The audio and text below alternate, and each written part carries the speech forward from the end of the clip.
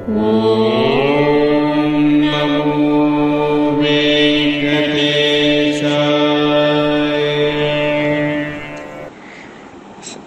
శ్రీ మహాగణపతయ నమః. శివాయ గురవే నమః.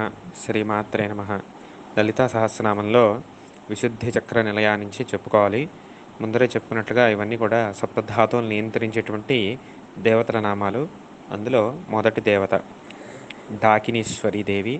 ఈవిడి యొక్క ప్రస్తావన విశుద్ధి చక్ర నిలయా నుంచి మొదలవుతుంది.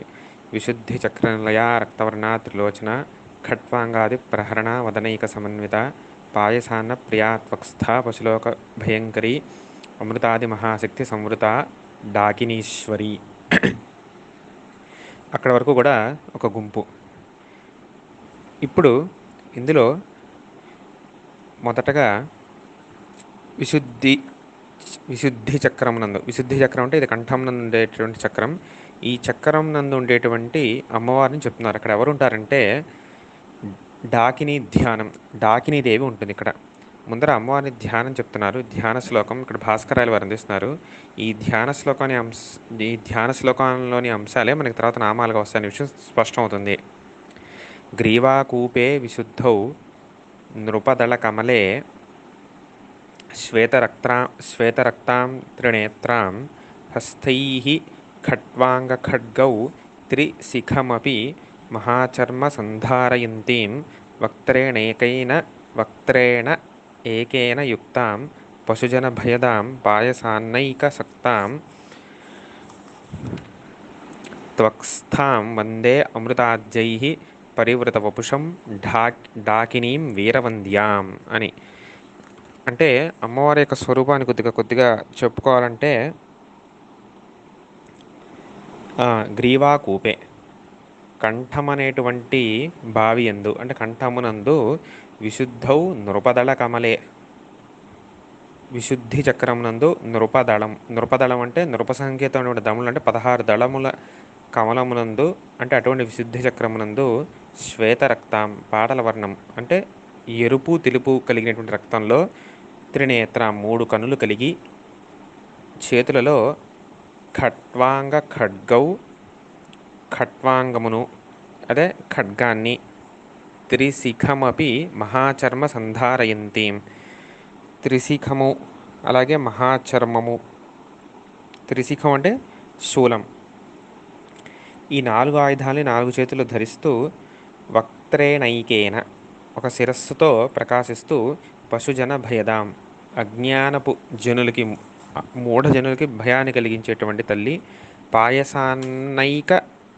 పాయసాన్నైక సక్తాం పాయసాన్నం అంటే ప్రీతికల తల్లి అయినటువంటి త్వక్స్థాం, త్వక్ అంటే చర్మం అని అర్థం, చర్మమునందు అధిష్టానమైనటువంటి దేవత అయినటువంటి తల్లి, అటువంటి తల్లిని వందే నమస్కరిస్తున్నాను. పైగా అమృతాజ్యై పరివృత వపుషం, అమృత మొదలైనటువంటి 16 దేవతలతో ఆవరింపబడినటువంటి తల్లి అయినటువంటి వీరవంద్యాం వీరుల చేత నమస్కరించేటువంటి తల్లిని అయినటువంటి డాకిని దేవత నేను నమస్కరిస్తానని ఈ ధ్యాన శ్లోకం యొక్క భావం. ఇప్పుడు మన నామాలు కనుక గమనిస్తే ఈ ధ్యాన శ్లోకాల్లో ఏవేవైతే అంశాలు ఉన్నాయో అవే అంశాలు ఇక్కడ నామాలుగా వస్తాయి. మొదటగా ఏ నామం? విశుద్ధి చక్ర నిలయ, అంటే ఈ విశుద్ధి చక్రము నుండి ఉండేటువంటి తల్లి అని. విశుద్ధి చక్ర నిలయ రక్తవర్ణ, అక్కడ విడదీసేటప్పుడు ఆ రక్తవర్ణ అని విడదీసుకోవాలి. ఆ అంటే ఆ సమంతాత మొత్తముగా రక్తవర్ణ ఎరుపు వర్ణం కలిగినటువంటి తల్లి అని. శ్వేత రక్తస్థు పాటల ఇత్యుక్త లక్షణ పాటలీ కుసుమ సమాన వర్ణేత్యర్థ. శ్వేత రక్తం అనే ధ్యాన శ్లోకంలో ఉంది, ఆ రక్తవర్ణ అని ఇక్కడ ఉంది.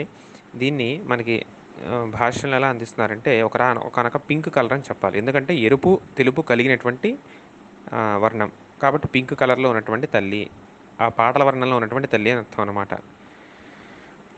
తరువాత ఆర్క్తవర్ణ త్రిలోచన 3 నేత్రాలు కలతల్లి. ఖట్వాంగాది ప్రహరణ అని, ప్రహరణం అంటే ఆయుధం అని అర్థం. ఖట్వాంగము మొదలైనటువంటి 4 ఆయుధాలు కలతల్లి. ఈ 4 ఆయుధాలు ఏంటో ఇందాక చెప్పుకున్నాం. ఖట్వాంగము మొదలైనటువంటి అన్నారు కదా, ఇక్కడ ఖట్వాంగం అంటే ఏంటి? ఖట్వాంగం ఖట్వాపాద, మంసం కోడుని ఖట్వా అంటారనమాట, అది ఆయుధంగా కలతల్లి. దండారోపిత నరకపాలం వా అని, లేదంటే ఒక ఒక దండం, ఒక కర్ర పైన ఒక నరకపాలం కపాలం పెడితే ఎలా అయితే ఉంటుందో అటువంటి ఆయుధాన్ని కూడా ఖట్వాంగం అంటారు. అది కూడా తీసుకోవచ్చు అని చెప్తున్నారు ఇక్కడ. కొన్ని కొన్ని చిత్రాలు మనం అప్పుడప్పుడు చూస్తాం అమ్మవారి చేతిలో కపాలం ఉన్నట్టు. కేవలం కపాలం అని ఉన్న దృశ్యమే కాకుండా కర్ర ఉండి కర్ర పైన కపాలం ఉండడం, దీన్నే ఖట్వాంగం అంటారని చెప్పేసి, ఇది కూడా ఖట్వాంగం కింద తీసుకోవచ్చని చెప్పేసి చెప్తున్నారు. ఇది ఇటువంటి 4 ఆయుధాలు కల తల్లి. వదనైక సమన్విత. ఈ అమ్మవారు ఒక వదనంతో ప్రకాశిస్తున్నారు. ఇక్కడ ప్రత్యేకించి అమ్మవారి యొక్క ధ్యానంలో అమ్మవారు ఒక వదనంతో ప్రకాశిస్తున్నారు కాబట్టి వదనైక సమన్విత అని చెప్పడం. ఇక నుంచి ప్రతి యోగినికి కూడా ఒక్కొక్క శిరస్సు, అంటే ఒక్కొక్క వదనం పెరుగుతూ వస్తుంది. ఈవిడికి ఒక వదనం, తర్వాత ఆవిడికి 2 వదనాలు, తర్వాత ఆవిడికి 3 వదనాలు, అలాగనమాట. ఆ క్రమం కూడా ఈ నామం బట్టి గుర్తుపెట్టుకోవచ్చు. ఒక శిరస్సుతో ప్రకాశిస్తున్నటువంటి తల్లి పాయసాన్న ప్రియా. అమ్మవారికి ఇష్టమైనటువంటి నివేదన ఏంటంటే పాయసాన్నం. పయహ అంటే పాలు అని అర్థం. ఆ పాలు అని ఎక్కడ చెప్పినా ఆవు పాలు అనే అర్థం. పయస్సు అంటే పాలు, పాయసానం అంటే పాయసం అంటే ఇటువంటి ఆవు పాలతో చేసే పదార్థం అని అర్థం. అటువంటి ఆవు పాలతో చేసేటువంటి అన్నం అంటే ఇష్టమైన తల్లి కాబట్టి దీన్నే పరమాన్నం అని కూడా అంటారు. తత్ పరమాన్నం ప్రియం యస్యాహ తదన్నంచ తత్ పరమాన్నంచ. భాషలు చాలా స్పష్టంగా చెప్తున్నారు. ఆవు పాలతో ఉడకబెట్టిన అన్నం పరమాన్నం అవుతుందట. ఈ పరమాన్నం చాలా దివ్యమైనటువంటిది, అమృతంతో సమానం. ఇది నివేదన పెడితే అమృతంతో నివేదన పెట్టిందని సమానం. అందుకే ఇటువంటి పరమాన్నం ఇంత విశేషం కాబట్టే కేవలం పరమాన్నం చేసి వండుకు తినడం పాపంగా తలిచేవారు పూర్వపు రోజుల్లో. కేవలం వండుకు తినడం అంటే పరమాన్నం అంటూ వండితే అది దేవుడికి నివేదన పెట్టిన తర్వాత తినడం అనేటువంటిది సాంప్రదాయంగా ఉంది. మొత్తం మీద పాయసాన్నం అంటే ఇష్టమైన తల్లి కాబట్టి పాయసాన్న ప్రియా. ఇప్పుడు ఈవిడ మన శరీరంలో ఏ ధాతు నియంత్రిస్తారు అంటే కనుక త్వక్స్థ అని.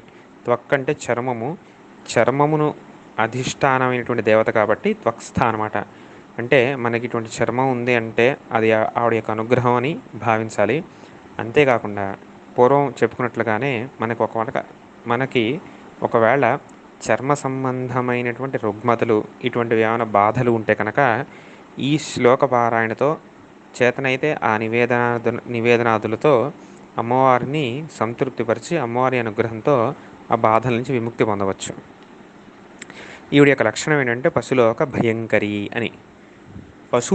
పశులోకములకు భయం కలిగించే తల్లి. ఏమిటి పశులోకం అంటే?